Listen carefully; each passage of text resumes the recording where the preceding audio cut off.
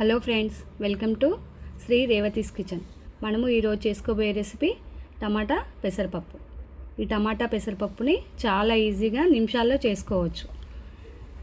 ఈ పప్పు మన ఒంటికి బాగా చలవని చేస్తుంది.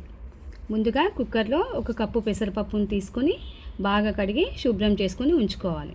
ఇప్పుడు ఇందులో 1 కప్పు పెసరపప్పుకు 2 కప్పుల నీళ్లు పోసుకొని ఒక 2 విజిల్లు వచ్చే వరకు స్టవ్ పైన ఉడికించుకోవాలి.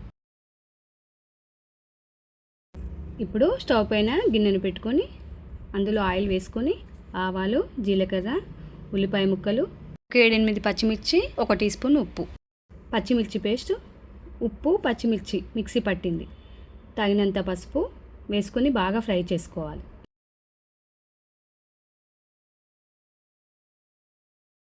బాగా ఫ్రై అయ్యే వరకు ఉంచుకోవాలి. ఎక్కడ పచ్చి వాసన లేకుండా చూసుకోవాలి.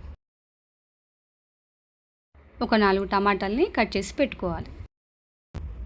ఇప్పుడు ఫ్రై అయిపోయాయి. ఇందులో టమాటా ముక్కలు, వెల్లుల్లి రెబ్బలు, కొత్తిమీర వేసి బాగా కలిపి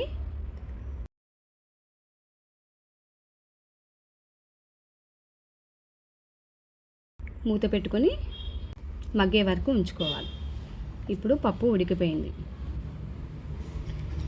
స్పూన్తో ఒకసారి కలుపుకొని ఉంచుకోవాలి.